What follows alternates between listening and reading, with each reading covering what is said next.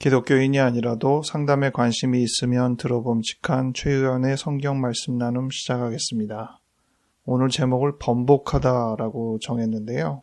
번복이라는 한자는 뒤집을 번자, 덮을 복자, 뒤집어 엎는다라는 표현이 되는데 우리가 장기판에서 한 수를 무른다라는 표현과 동일한 표현이고 조금 더 흔한 표현으로는 수정하다라는 표현이 되겠습니다.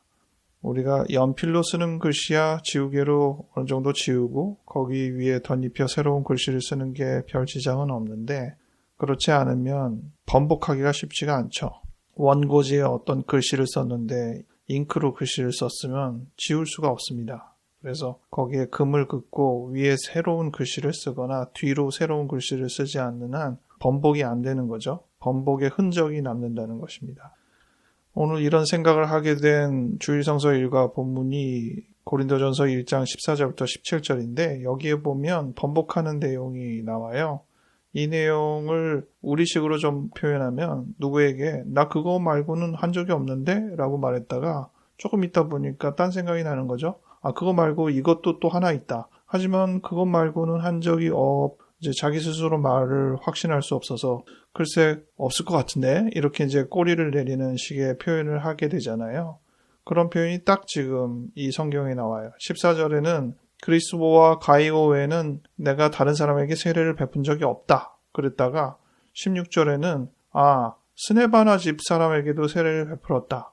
그 외에는 없다라고 단정적으로 얘기할 수가 또 없으니까 다른 사람에게 세례를 베풀었는지 알지 못하겠다. 이렇게 이제 약간 꼬리를 내리는 표현이 나옵니다. 그런데 이런 번복을 굳이 이렇게 글로 남겨야 했을까?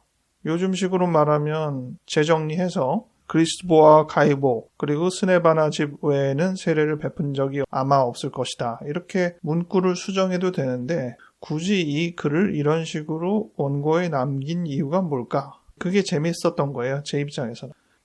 이유를 생각해보면 앞서서 말씀드린 수정을 할 수 없는 원고이기 때문에 그러지 않았을까 싶습니다.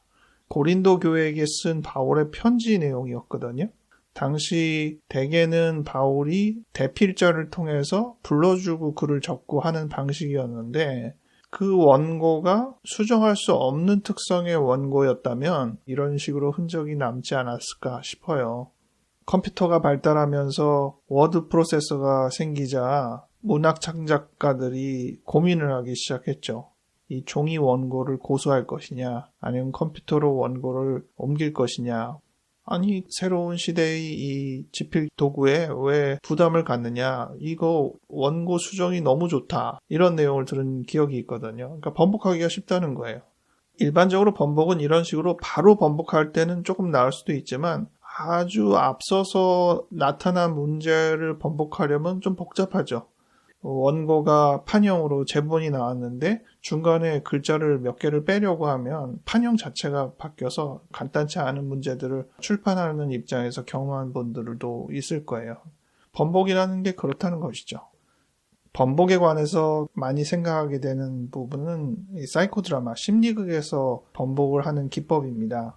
do, undo, redo의 과정을 통해서 심리극적 효과를 높이는 부분을 볼 수 있는데요. 예를 들어서 어떤 사람이 가족과의 관계를 좀 더 개선하고 싶다라는 주제를 가지고 심리극을 한다고 칩시다. 그래서 이야기를 할 때 부모님이나 자기 동생과의 서운했던 이야기들을 하다가 어린 시절 자기 생일 때 있었던 일화를 이야기를 하는 거예요. 자기가 생일이었는데 그날 동생이랑 싸우는 바람에 부모님이 생일상을 차려주지 않은 거죠. 그래서 그 부분을 두고두고 생각하고 약간의 울분을 가진 경험을 이야기했습니다. 그럴 때 심리극은 그거를 재현해 봅시다 하면서 do를 합니다. 그 당시 시점에서 내가 어떤 경험을 했는지 극화했습니다. 그게 do죠. do를 한 다음에 진행자가 주인공에게 묻습니다. 무엇을 바꿨으면 좋겠습니까? 라고 하면서 언두를 만드는 것이죠. 여러분도 한번 생각해 보세요. 그런 정도의 상황에서 어떤 것을 다르게 바꿨으면 좋겠습니까? 어떤 사람은 그냥 생일상을 받았으면 좋겠다라고 할 수도 있고 어떤 사람은 자기가 동생을 때린 일을 취소했으면 좋겠다라고 할 수도 있고 조금 더 극단적으로는 동생이 없었으면 좋겠다. 또는 그날이 생일이 아니었으면 좋겠다. 그런 몇 가지의 상상들을 극화하고 그 후로는 또 어떤 과정이 있을지를 몇 가지 가정에서 극화를 합니다. 그게 언두예요. 취소. 자기가 했던 do를 편집하는 것이죠. 했던 것을 안 하거나 어떤 것을 했다고 생각하거나 그런 식으로 하면서 이 do, 원래의 것을 수정하는 겁니다. 이게 일종의 번복이 되겠죠. 그런 작업들을 하면서 자기와 가족의 관계에 대한 일종의 깨달음을 갖게 하는 거죠.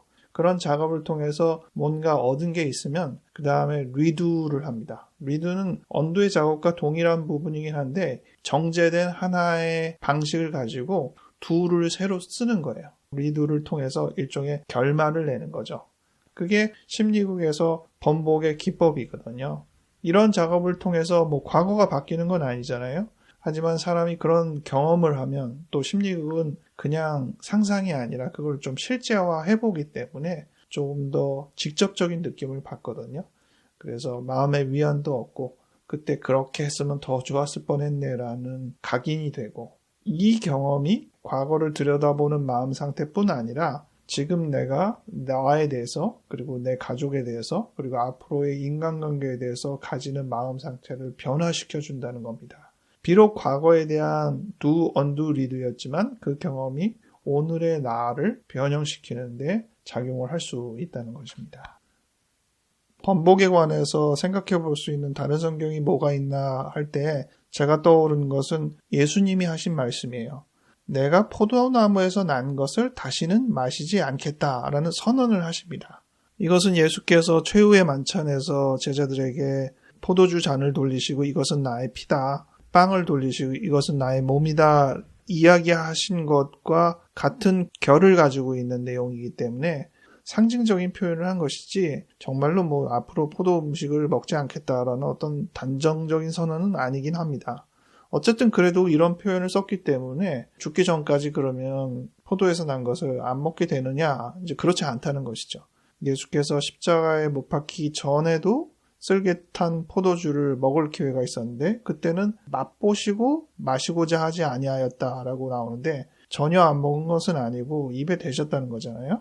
그리고 48절에 보면 죽기 바로 전에 사람들이 신포도주를 스폰지 같은 해면에 묻혀서 예수의 입에 갖다 줍니다. 마태복음에는 이걸 먹었다 뭐 이런 표현이 안 나오긴 하는데 요한복음에는 예수가 그것을 입에 댔다 표현을 하고 있습니다.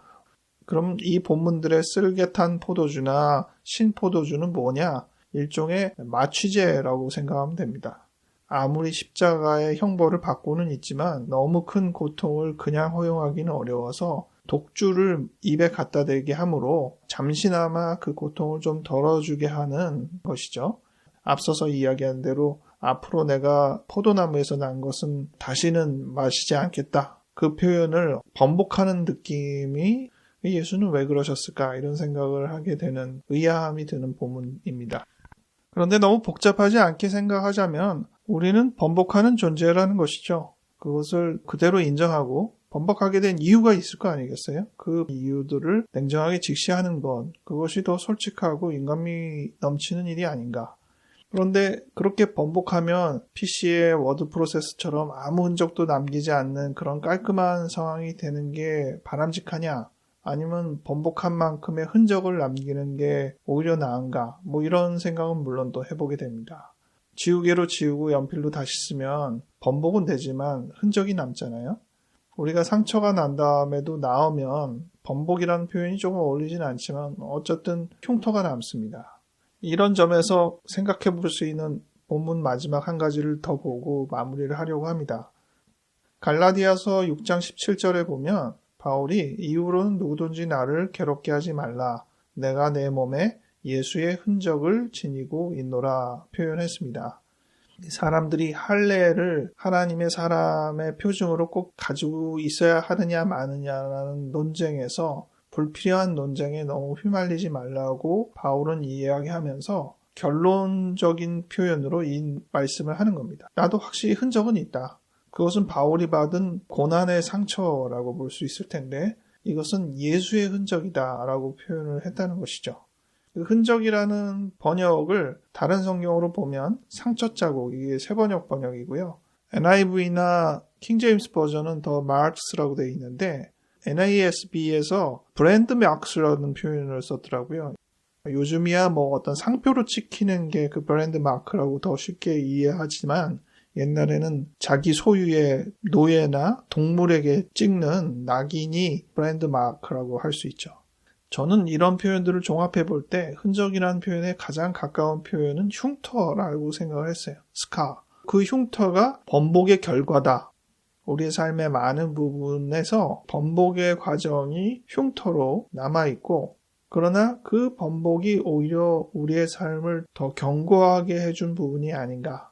없애버리고 부정하고 싶은 부분이라고 하긴 하겠지만 오히려 그 부분이 우리를 더 건강하게 하고 우리를 지켜내준 어떤 부분이 아닌가.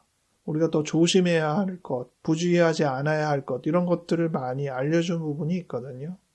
그래서 우리 인생의 번복이 마냥 부정적인 것으로만 해석될 일은 아니다. 무조건 지워야 할 것도 아니다. 이런 생각을 해봤습니다.